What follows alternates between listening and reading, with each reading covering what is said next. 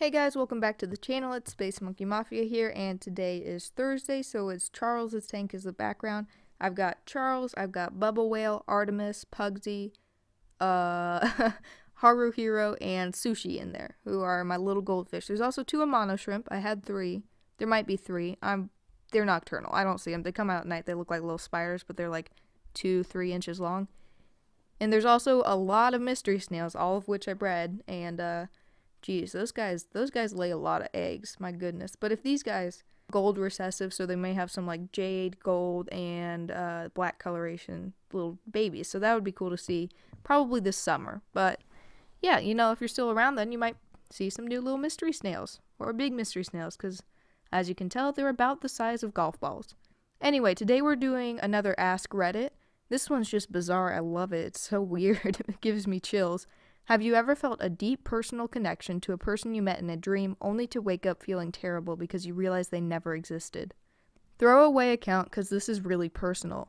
My last semester at a certain college, I was assaulted by a football player for walking where he was trying to drive. Note, he was 325 pounds, I was 120 pounds. While unconscious on the ground, I lived a different life. I met a wonderful young lady. She made my heart skip and my face red. I pursued her for months and dispatched a few jerk boyfriends before I finally won her over. After 2 years, we got married, and almost immediately she bore me a daughter. I had a great job, and my wife didn't have to work outside of the house. When my daughter was 2, she, my wife, bore me a son. My son was the joy of my life. I would walk into his room every morning before I left for work and doted on him and my daughter. One day while sitting on the couch, I noticed that the perspective of the lamp was odd, like inverted. It was still in 3D, but just wrong. It was a square lamp base, red with gold trim on 4 legs in a white square shade. I was transfixed. I couldn't look away from it. I stayed up all night staring at it. The next morning, I didn't go to work. Something was just not right about that lamp. I stopped eating. I left the couch only to use the bathroom at first. Soon I stopped that too, as I wasn't eating or drinking. I stared at the lamp for 3 days before my wife got really worried. She had someone come and try to talk to me. By this time, my cognizance was breaking up and my wife was freaking out. She took the kids to her mother's house just before I had my epiphany. The lamp is not real. The house is not real. My wife, my kids. None of that is real. The last 10 years of my life are not real. The lamp started to grow wider and deeper. It was still inverted dimensions. It took up my entire perspective and all I could see was red. I heard voices, screams, all kinds of weird noises, and I became aware of pain. A ton of pain. The first words I said were, "I'm missing teeth," and opened my eyes. I was laying on my back on the sidewalk, surrounded by people that I didn't know. Lots were freaking out. I was completely confused.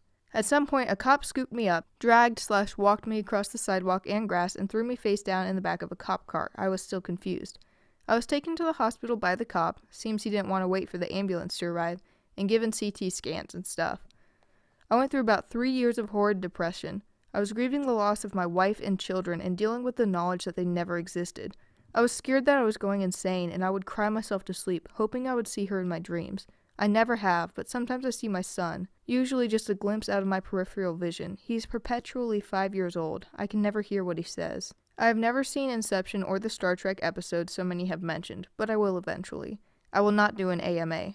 I have had many PMs describing similar experiences and 3 posters stating such experiences are impossible. I'd say more research needs to be done on brain functions. Pre-med students, don't assume you know everything.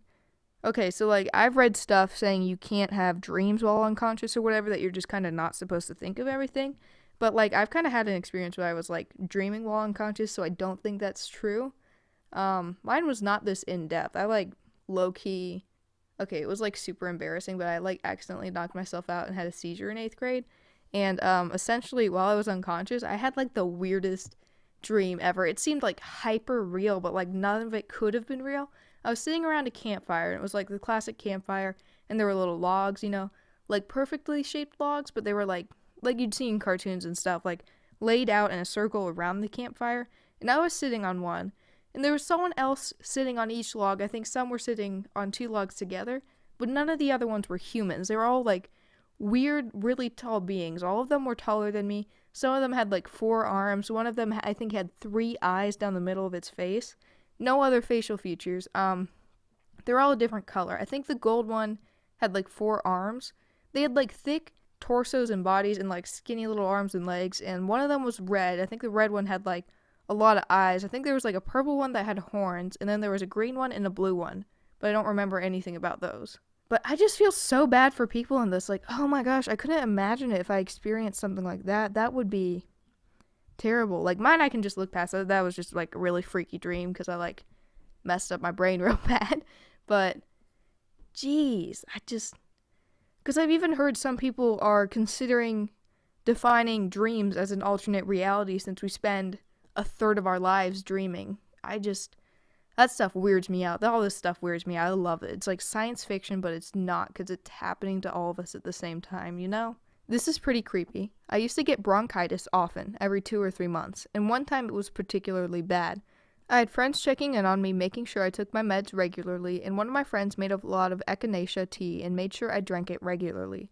I have no memory of this time. During that time, I lived a completely different life. It wasn't 10 years, though just a few weeks.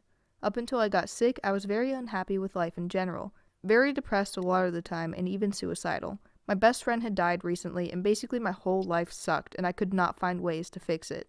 During these few weeks where I was out, I managed to find ways to fix most of these problems. My friends even came back. I was super happy, met a great girl, huge promotion at work. Everything was better. One afternoon, my friend and I were hanging out at our favorite bar, and I realized I hadn't shown him any of the tattoos I got while he was dead. I went to show him the one I got in memorial of him, and it was literally dripping off my skin, as were all the other tattoos I had gotten since his death. At that point, it occurred to me that he was dead, that I somehow had a child with this woman I met a few weeks ago, and that the bar we were in was abandoned and empty and lined with cobwebs, which I had noticed before, but it didn't seem weird until just that moment. That whole existence ends there in that abandoned bar. No more story there. I assume this is when I started walking around on my own again, but I still have no memory of that either. In fact, I have no memory of anything for a week after I woke up and started walking around again.